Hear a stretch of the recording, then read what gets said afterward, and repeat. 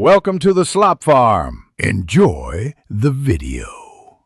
In this video, I will explain how to play Pokémon Let's Go Pikachu on your PC without a dedicated graphics card.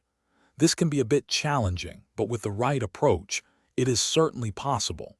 We will focus on optimizing emulator settings and ensuring your system is prepared for the task. It is important to manage expectations, as performance may vary. Let's dive into the first step of selecting the best emulator for your setup. Once you have selected your emulator, the next step is to download and install it. After installation, immediately navigate to the graphics settings. Here, you will want to set the rendering mode to low or specifically for integrated graphics. Disabling advanced features like anisotropic filtering or anti-aliasing can significantly boost your frame rate. Aim for a resolution of 720 pixels or lower for the best results on less powerful hardware. Now, you will need the game ROM. Remember to obtain this legally from your own game cartridge. Before launching the game, close all unnecessary background applications.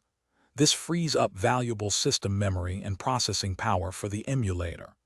Additionally, ensure your integrated graphics drivers are fully updated.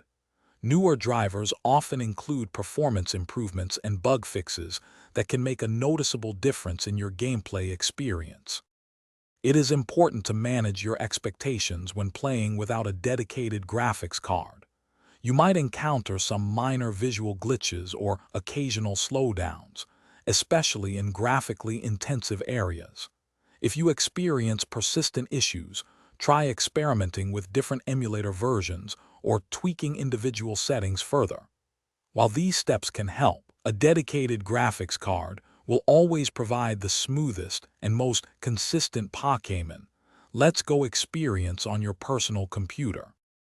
Thanks for watching. Consider subscribing if we helped you today.